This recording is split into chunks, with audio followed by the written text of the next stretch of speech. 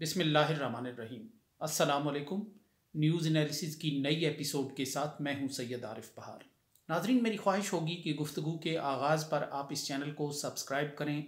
और bell icon पर click करें ताकि हमारे दरमियान ये जो गुफ्तगू का रब्त व ताल्लुक़ है ये कायम और बरकरार रह सके। नाजरीन, वज़ीर आज़म पाकिस्तान इमरान ख़ान ने चीनी मीडिया को इंटरव्यू देते हुए ये बात कही है कि मगरिब के दोहरे मेयारात हैं। वो सिंकियांग पर बोलना चाहते हैं लेकिन कश्मीर पर ख़ामोश रहते हैं, और मगरिब में कश्मीर पर मुसलसल एक ख़ामोशी की सी कैफियत चली आ रही है।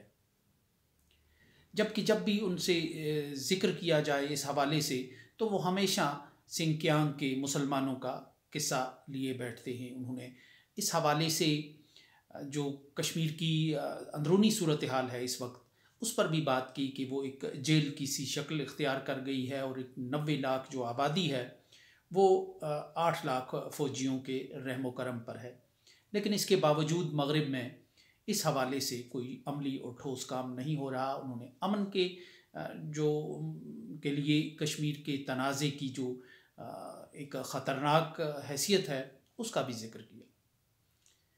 बात ये नहीं है कि ये अल्फाज किसने अदा किए और किस मौका पर अदा किए और किस से बात करते हुए इन ख़यालात का इजहार किया गया।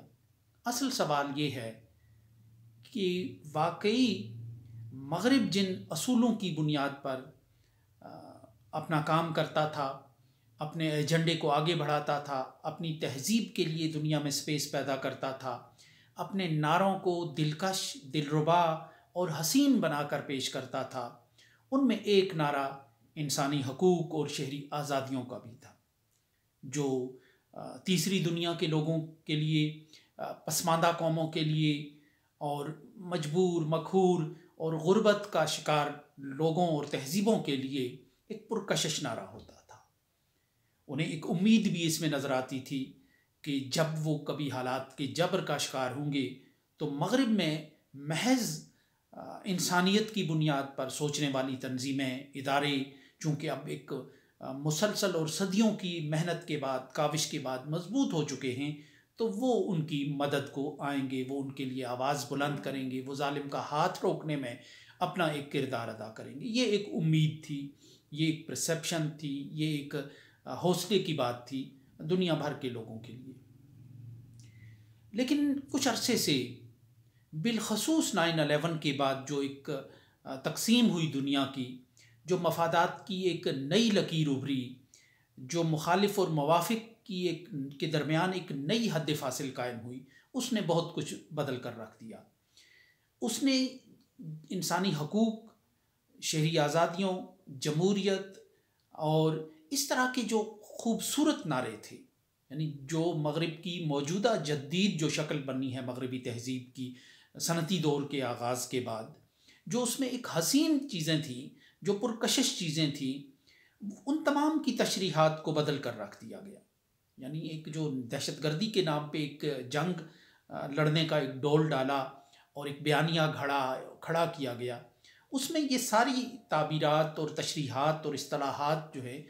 उनके मफाहीम और मुआनी बदल कर रह गए। उन्हीं में इंसानी हकूक़ की बात भी थी, उन्हीं में शहरी आज़ादियों की बात भी थी, उन्हीं में फिर बाकी जो हक़ खुद इरादियत और इस तरह के लिए लड़ने वाली जो तहरीकें थी, तंजीमें थी, वो भी उसी हल्ले में, वो भी उसी कंबल में लपेट दी गई सारी। तो ये 9/11 के बाद की एक सूरत हाल पैदा हुई। जब भी मगरिब के मीडिया में, मगरिब की जो कानून साज इदारे हैं उनमें, या जो इंसानी हकूक़ के हवाले से काम करने वाले इदारे हैं, आज जब वहाँ लोग जाते हैं या काम करते हैं तो वहाँ सबसे ज़्यादा जो सौदा बिकता है वो इस वक्त सिंकियांग के मुसलमानों का मसला है। ये आज की बात नहीं है, ये 9/11 से बहुत पहले की बात है कि हमें एक मगरबी यूरोपी सफारत खाने में जाने का मौका मिला एक बार। तो वहाँ जो सबसे दिलचस्प मौजू था वो यही था कि चीन, ये गालिबन 97-98 की बात है कि चीन मुसलमानों पर बहुत जुल्म कर रहा है और दुनिया भर के मुसलमानों को इस पर कोई आवाज़ बुलंद करनी चाहिए। वो एक अखबार भी ले आए। उन्हीं दिनों चाइना के बॉर्डर पर, सिंकियांग के बॉर्डर पर एक वाक़या भी हुआ था। कुछ जो अयोगर मुसलमान हैं वो किसी एक ऑपरेशन में मारे भी गए थे। तो ये उस ज़माने की बात थी कि बहुत वो मगरिब के जो सफारतकार थे, सफारत खाने के एहलकार थे, वो बहुत हमदर्दी दिखा रहे थे मुसलमानों के साथ, और बिलखसूस इन मुसलमानों के साथ, चीनी मुसलमानों के साथ। और ये ख्वाहिश रखते थे कि लोग मुसलमान जो है वो इनकी हिमायत में उठ खड़े हों, फ़लस्तीन और कश्मीर जैसे मसाइल पर वक्त ज़ाया करने की बजाय वो इनके लिए उठ खड़े हों। कश्मीर इस 3-4 दहाइयों से एक कत्लगाह बन चुका है। इंसानी हुकूक के साथ क्या क्या तमाशे हुए हैं वहाँ, इंसानियत की कबा किस तरह चाक हुई, इंसानियत का दामन किस तरह वहाँ तार तार हो रहा है। ये दोहराने वाली बात नहीं है, ये एक तल्ख और दिलखराश हकीकत है कि जो कश्मीर का आज का मंजरनामा है, और आज से नहीं है, 4 दहाइयों से कम अज़ कम कश्मीर जो है वो फ़ौज के रहम करम पर है, फ़ौज के हवाले है, और फ़ौज कवानीन के नाम पर, असलहे के बलबोते पर वहाँ जो कुछ कर रही है, जो दास्तानें रकम कर रही है, जो दास्तानें लिख रही है, वो इंसानियत का दिल दहलाने के लिए काफ़ी हैं, और मुद्दतों आने वाली नस्लें और इंसानियत उस पर शर्मसार रहेगी। लेकिन मगरिब का जो इंसानी हुकूक का नारा है, जो इंसानियत दोस्ती का एक नारा है, वो कश्मीर में हमें कहीं नज़र नहीं आता। उसके बरक्स सिंकियांग में उनकी बड़ी दिलचस्पी होती है। हालांकि कश्मीर में भी मुसलमान हैं और सिंकियांग में भी मुसलमान हैं, और कश्मीर में भी वो गैर मुस्लिम रियासत या रियासती ताकत के जबर का शिकार हैं, और जो सिंकियांग में जो मुसलमान हैं उनके साथ भी जो सलूक अगर रवा रखा जा रहा है तो उसमें भी एक गैर मुस्लिम रियासत है। चीन एक बुद्धिस्ट तहजीब का अलमबरदार है, कॉन्फ्यूशियस का, और भारत जो है वो एक हिंदू तहजीब का अलमबरदार और हिंदू राष्ट्रीय की तरफ जाता हुआ तेज़ी से मालूम हो रहा है। तो दोनों जगहों पे मुसलमान हैं, लेकिन कश्मीर की मसले की बुनियादें बड़ी कानूनी हैं, और उन इदारों से मुसल्लिमा हैं जिन पे मगरिब का गलबा रहा है, मगरिब की बालादस्ती रही है, और मगरिब के फंड्स से जो इदारे चलते हैं। अक़वाम मुत्तहिदा इसकी सबसे बड़ी मिसाल है कि जहाँ कश्मीर को मुतनाज़ा तस्लीम किया गया है। अक़वाम मुत्तहिदा का चार्टर तो एक हक़ देता ही है लोगों को, लेकिन अक़वाम मुत्तहिदा की करारदादें जो हैं वो एक इजाफ़ी बात है कश्मीर के मसले के मुतनाज़ा होने में और हल तलब होने में एक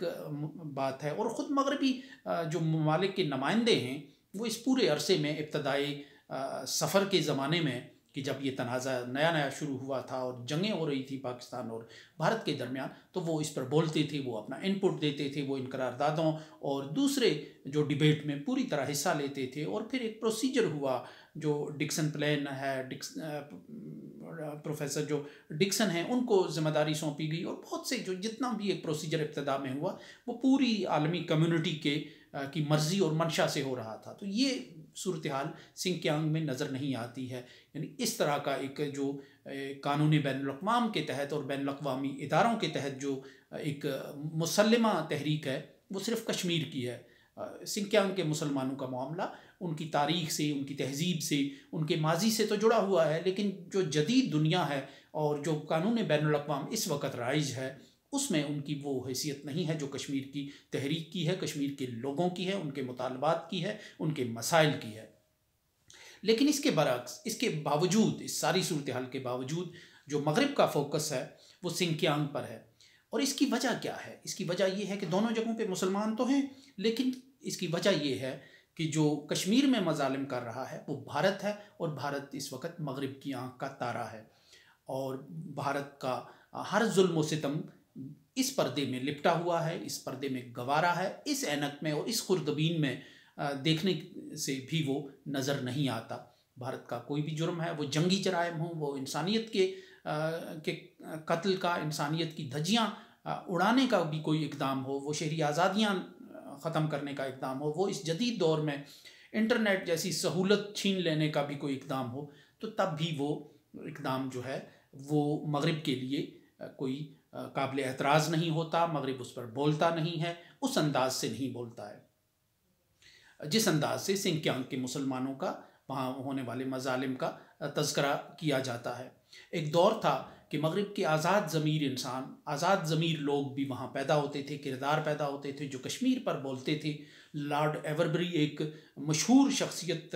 रही हैं ब्रिटिश पार्लियामेंट में, और वो उन्हें कश्मीर दोस्त शख्सियत माना जाता था। वो कश्मीर पर आवाज़ उठाते थे। इस तरह अमेरिका की पार्लियामेंट में, अमेरिका के मीडिया में, बरतानिया के मीडिया में, दूसरे यूरोपीय मुल्कों में ऐसे किरदार उभरते थे। 90 की दहाई के अवाइल में प्रोफेसर विलियम बेकर एक सामने आए जिन्होंने बड़े एक सयाह के रूप में कश्मीर का दौरा किया, दोनों हिस्सों का दौरा किया, और फिर एक किताब लिखी जिसका उर्दू तर्जमा भी दस्तयाब था, वादी मुसर्रत वादी मौत। तो वो ऐसे किरदार उभरते थे कि आज़ाद ज़मीर लोग दिलचस्पी लेते थे कश्मीर में। लेकिन अब वहाँ मगरिब की हुकूमतों ने ऐसा खौफ का और जबर का माहौल तारी किया हुआ है जिससे ऐसे किरदार उभरना बंद हो गए हैं, नापैद हो गए हैं। ऐसे किरदारों के लिए जो इल्मी काम करें, तहकीकी काम करें, हक़ व इंसाफ की बुनियाद पर जो कश्मीर का मुकदमा लड़ें और कश्मीर की ग्राउंड रियलिटीज़ की बात करें, ऐसे किरदारों को उभरने से रोक दिया गया है, उनके लिए स्पेस तंग कर दी गई है। इसीलिए अब दोबारा कोई लॉर्ड एवरबरी उभरता हुआ हमें नज़र नहीं आता किसी मगरबी पार्लियामेंट में। इसीलिए प्रोफेसर विलियम बेकर जैसे किरदार हमें नज़र नहीं आ रहे। बहुत अरसा हुआ कि अब ऐसे किरदार पैदा होना ख़त्म हो गए हैं। तो ये सिर्फ इस वजह से है कि भारत की ज़मीन को शकनालूद नहीं देखना चाहता मगरिब, क्योंकि मगरिब के मफादात भारत के साथ वाबस्ता हैं, मगरिब के दोस्ताने हैं, याराने कायम हो चुके हैं, और मगरिब ये समझता है कि वो मुस्तकबिल की उभरती हुई या उभरी हुई एक बहुत बड़ी इक़्तिसादी ताकत चीन का मुकाबला उसके दरवाज़े पर कर सकता है, और भारत के ज़रिए ही चीन का रास्ता रोका जा सकता है इस वक्त। तो इस बात के क्या कहने हैं कि सिंकियांग के मुसलमानों के साथ आपकी हमदर्दी के जो जमजम हैं वो बहते हैं, हमदर्दी के जो एक सैलाब हैं वो उमड़ के आते हैं, तूफ़ान उमड़ के आते हैं, लेकिन कश्मीर के मुसलमानों के मामले में या कश्मीर की आबादी के मामले में एक जायज़ और जेन्युइन केस पर आप खामोश हो जाते हैं। ये तो मुझे याद पड़ता है कि इस्लामाबाद में एक तहलका खेज़ प्रेस कॉन्फ्रेंस हुई थी बरसों पहले, जिसमें मौलाना फजलुर रहमान खलील एक किरदार थे जो अफ़गानिस्तान में भी लड़ चुके थे, जो हरकतुल मुजाहिदीन और हरकतुल इंसार से होते हुए फिर कश्मीर में भी कुछ किरदार अदा करते थे। उन्होंने एक प्रेस कॉन्फ्रेंस की थी और इंटरनेशनल मीडिया था, मैं ख़ुद भी उसमें मौजूद था, जिसमें उन्होंने कहा था कि अमेरिका हमसे इस वजह से नाराज़ है कि वो चाहता था कि हम उसकी मदद से चीन में सिंकियांग में जहाद शुरू करें, और हमें हर किस्म की इमदाद की पेशकश की गई थी, लेकिन हमने ये पेशकश जो है बसद एहतराम और बसद शुक्रिया ठुकरा दी थी और वापस कर दी थी, क्योंकि हम ये इस मामले में पढ़ना नहीं चाहते थे। तो अगर ये जहाद शुरू किया होता पाकिस्तान ने तो जाहिर है इसके हक़ में तो ये किसी तौर भी मगरबी इदारों में, मगरबी ममालिक में ये दहशतगर्दी करार न पाया होता, और इसकी पूरी मदद की गई होती। अफ़गान जहाद की तरह सिंकियांग का जहाद भी शुरू किया गया होता, और पूरी दुनिया में इस जहाद के लिए रिक्रूटमेंट भी हो रही होती, और इसके जमजमे भी बज रहे होते, तराने भी बज रहे होते, और जो चार्ली विल्सन जैसे किरदार भी आके इसको ग्लैमराइज और रोमांटिसाइज कर रहे होते। तो ये दोहरे मेयारात हैं जो इस वक्त इख्तियार किए गए हैं। बिलाशुबा